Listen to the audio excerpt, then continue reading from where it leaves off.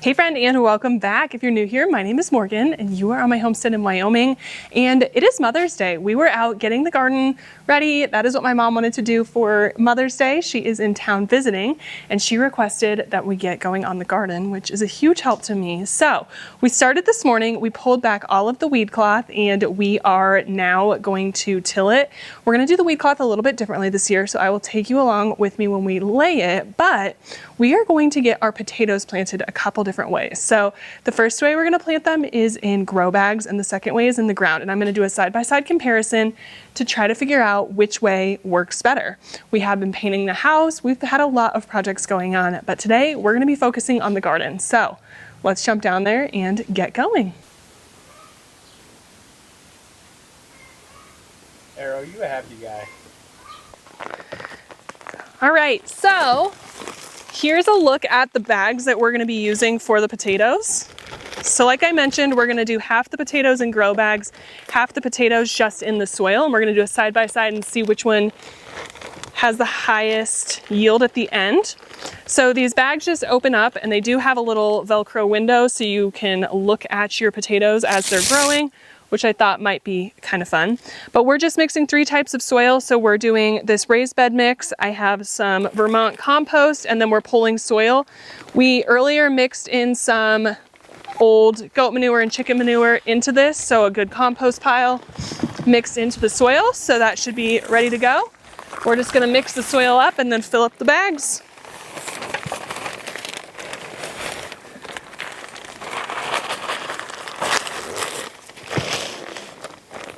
Dang, I ruined it. You saved it.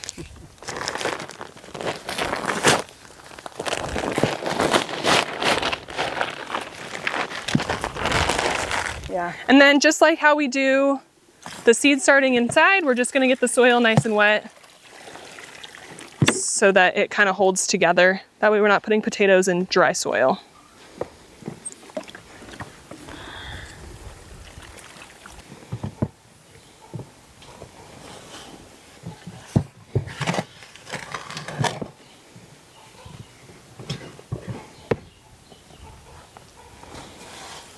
Good.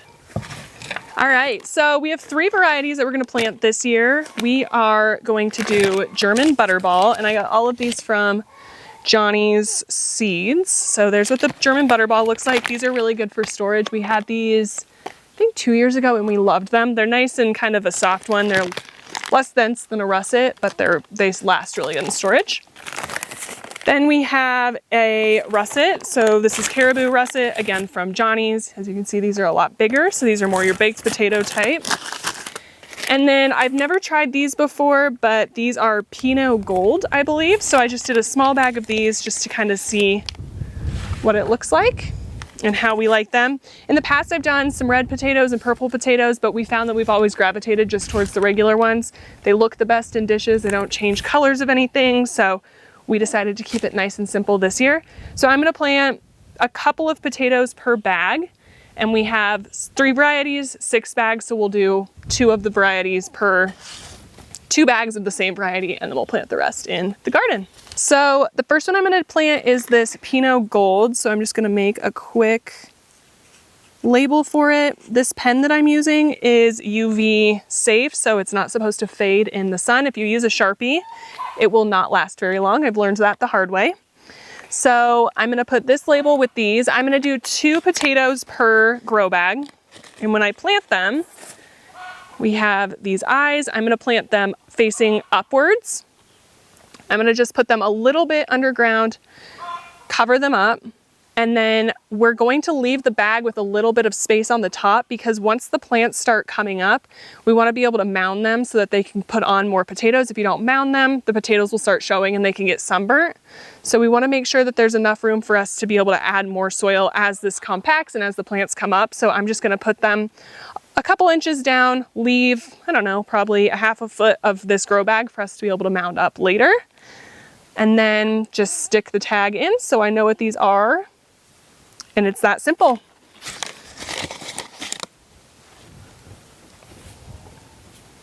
And once we get further down the garden, we will put an automatic watering system on these as well, which I will show you when we do it. But for now, we're just gonna come out every day and just kind of water them. We'll have to play around with it because I've never done the grow bags before. So just trial and error and we'll figure it out together. That's our russet. Some of these bigger ones, if you want where there are eyes, we can cut them so we get more potatoes. So I could cut this one here, plant this half and this half, and be able to plant more potatoes. Totally up to you. I normally just plant the big one and leave it because we have so many, but if you're trying to make it go a little further, that's definitely an option.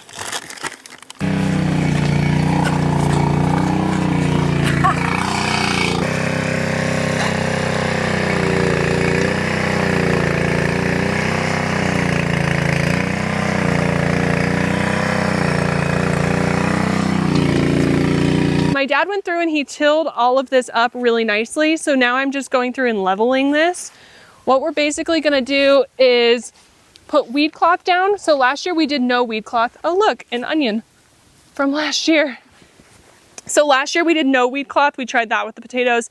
Didn't love it because they kind of got engulfed by the weeds. So what we're gonna do this year, and we did this the first year we were here and we got a ton of weeds, or a ton of potatoes. So we're gonna smooth this out, then we're gonna put the weed cloth down. That way all of these grasses and that kind of thing stay away. Because we have a field right here, it's impossible to keep those totally out. So we'll do the weed cloth, then we'll plant the potatoes going in lines, and that should keep the weeds out from the potatoes. And we're gonna see how we like that this year. We loved it when we did it a couple of years ago. So that's gonna be our two trials. We know the potatoes don't do great without weed cloth, so we're gonna try the bags versus the weed cloth ground and see what works best.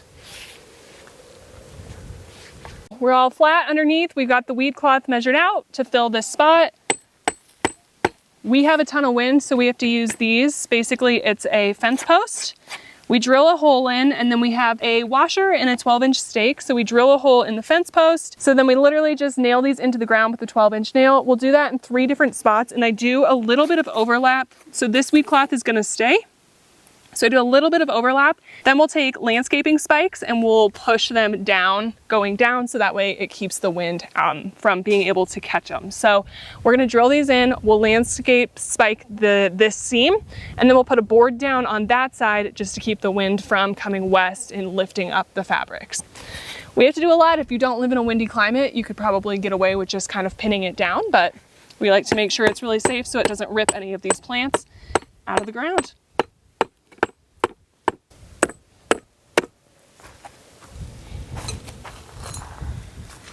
And while I'm doing this, look at my garlic. It's thriving.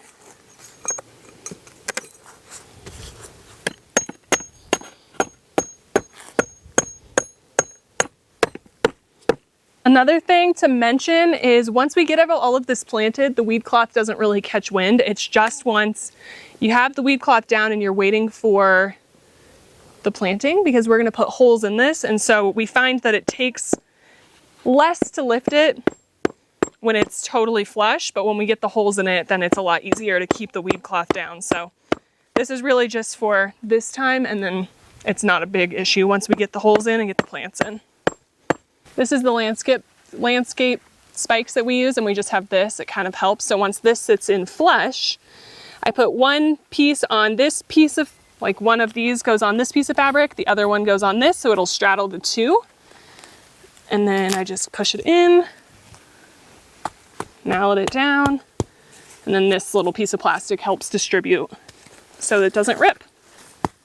And I've done gardening in this garden without landscape cloth as well, and this is the only way I'll ever do it again. I spent so much time weeding and fighting weeds, and once we laid this down, it became so much easier. I will link this cloth down in the description if you're interested in checking it out, but if you fight with weeds all the time, I would definitely recommend taking a look at this. This is the last night? No, night before. Night before. And my green stalks were fine. We're gonna lay the potatoes out. I just am doing about a foot between each of them. Now, traditionally, I use this blowtorch to burn the holes. You don't wanna cut in this because it'll fray, but if you burn holes, it kind of stops that fraying. So normally I use this, however, it decided to break today. So we're going in with the big guy. We use this to light our wood burning stove. So I'm just gonna put the tag at the front that these are the Pinot Golds. We're just gonna light this and burn the holes.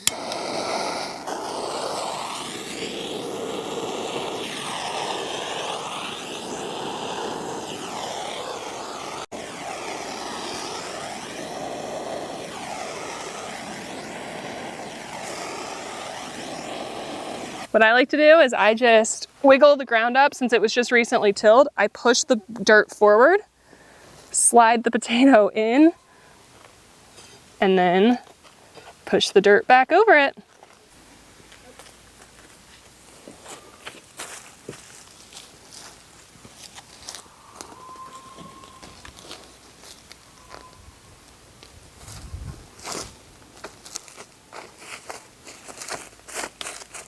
Perfect. All right, we do have a watering system, but we don't have it set up yet since it's still a little chilly in the season. So we're just gonna water each of the holes. Just a little bit. The soil was already pretty moist from rain that we've been getting, but we'll just top it off. I really should just get a watering can.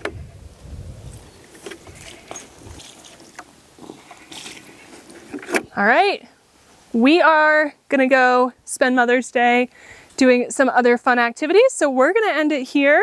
Thank you guys for coming with us to get our potatoes planted and our garden started. We still have a lot of work to do between the weed cloth, getting everything planted. We have a ton of huge starts that are in the house right now that need to come out. So we have a lot of garden work ahead of us. Thank you so much for being here. If you liked today's video, please give it a thumbs up and subscribe and share it with someone else who might also enjoy this content.